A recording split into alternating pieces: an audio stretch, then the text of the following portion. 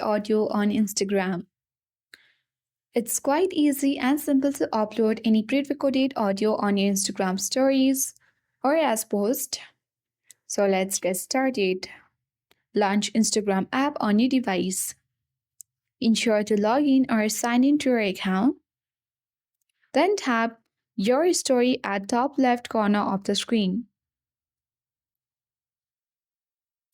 Select any video with that pre-recorded audio. And then for coverage of this video, you can choose the sticker icon at top of the screen. Then tap on the photos and choose any photo of your choice. You can place it anywhere and cover this video with the audio and resize it as well. Once you are done with that, you can edit or customize it as well using stickers, text, filters, musics, and many more.